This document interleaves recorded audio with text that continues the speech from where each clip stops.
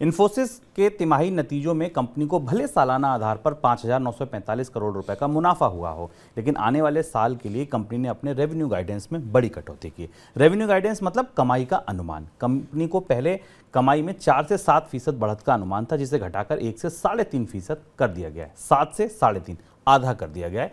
Guidance में यह कमी वैश्विक बाजार में अनिश्चितता की वजह से की गई है। इन्फोसिस के नतीजे मायने इसलिए भी रखते हैं क्योंकि इन्फोसिस और टीसीएस जैसी कंपनियां ही देश में आईटी सेक्टर की अगुआ मानी जाती हैं, तो इनके नतीजे दरअसल पूरी आईटी सेक्टर की ही तस्वीर बताते हैं। सर, क्या समझा जाए इस गाइडेंस से? इन्फोसिस बाजार की फ्लैग बेरर है, ध्वजावाहक है, या मान सकते हैं कि बाजार का जो मिजाज है आईटी सेक्टर में, जो मांग का, सप्लाई का, आपूर्ति का, निवेश का और रेवेन्यू का मिजाज है, वो इन्फोसिस के रिजल्ट्स को देखकर समझा जा सकता है। और इन्फोसिस ने अपनी गाइडेंस जो दी है उससे भारत के सूचना तकनीक स्पेस के बारे में जो अंदर चल रहा है उसके बारे में वास्तविकता पता चलती है। बाजार में आज काफ़ी निराशा थी इन्फोसिस के इस गाइडेंस के बाद। अब पूरे आईटी पैक में तेज गिरावट आई, आईटी इंडेक्स में भी गिरावट आई।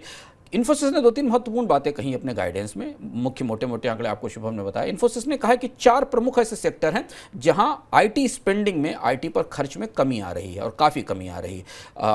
वहां से होने वाली जो डील्स हैं जो आईटी कंपनियों को मिलती हैं सर्विस प्रोविजन के लिए, वो आधी रह गई हैं घटकर। ये 4 सेक्टर हैं: फाइनेंशियल सर्विसेज, मॉर्गेज जहाँ पे संपत्ति के मॉर्गेज का काम होता है, हाईटेक, टेलीकॉम और रिटेल। ये इन सेक्टर्स में जहां से भारत के आईटी उद्योग को, आईटी कंपनियों को सबसे ज़्यादा डिमांड मिलती थी सर्विस प्रोवाइड करने के लिए, वहां से मांग में कमी आ रही। और इसलिए इन्फोसिस ने अपने डिमांड और अपने रेवेन्यू के गाइडेंस में, यानी भविष्य में कितना राजस्व आएगा, इसमें कमी का संकेत दिया है। ये माना जा रहा है कि जो स्थिति इन्फोसिस की है लगभग कमोबेश वही स्थिति बाजार की अन्य बड़ी आईटी कंपनियों में भी होगी, क्योंकि इन्हीं उद्योगों को या इन्हीं सेवाओं को प्रमुख रूप से सर्विसेज या सॉफ्टवेयर की आपूर्ति भारत के आईटी सेक्टर की तरफ से की जाती है।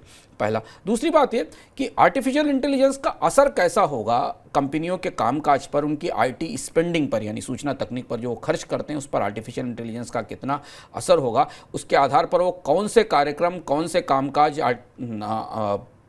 एआई के जरिए करेंगे, उनके सॉफ्टवेयर्स कैसे डेवलप होंगे, इसे लेकर पूरी दुनिया की आईटी इंडस्ट्री में एक किस्म की चर्निंग चल रही है।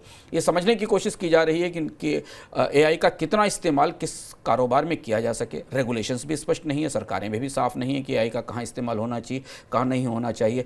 इस वजह से भी दुनिया का सूचना तकनीक उद्योग एक किस्म के पशोपेश में है, एक ठहराव की स्थिति में दिखाई दे रहा है।